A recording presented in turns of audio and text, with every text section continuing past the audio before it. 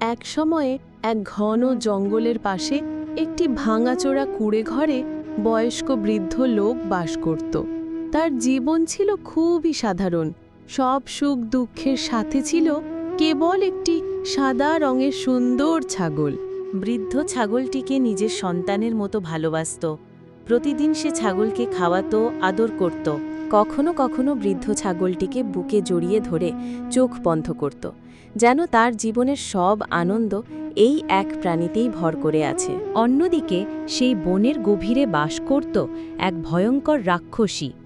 প্রতিদিন সে হরিণ, খরগোশ কিংবা পাখি ধরে খেয়ে বেঁচে থাকত। কিন্তু হঠাৎ ভয়াবহ অগ্নিকাণ্ডে পুরো বনের গাছপালা ছাই হয়ে গেল। সব প্রাণী মারা গেল।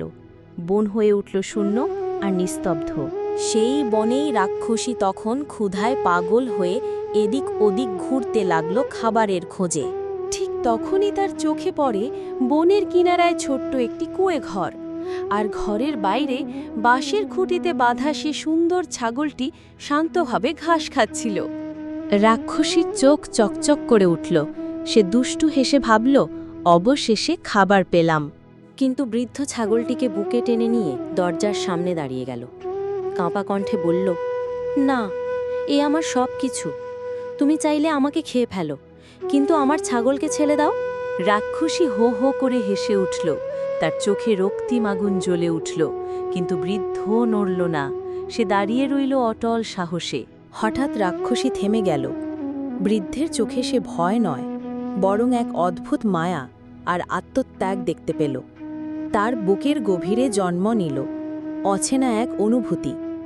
সেই মুহূর্তে রাক্ষসী ধীরে ধীরে অদৃশ্য হয়ে মিলিয়ে গেল, আর বৃদ্ধ তার ছাগলকে বুকে জড়িয়ে কান্নায় ভেঙে পড়ল। আকাশে তখন পূর্ণিমার আলো ঝলমল করে উঠল, যেন বন আবার নতুন করে জীবন ফিরে পেল।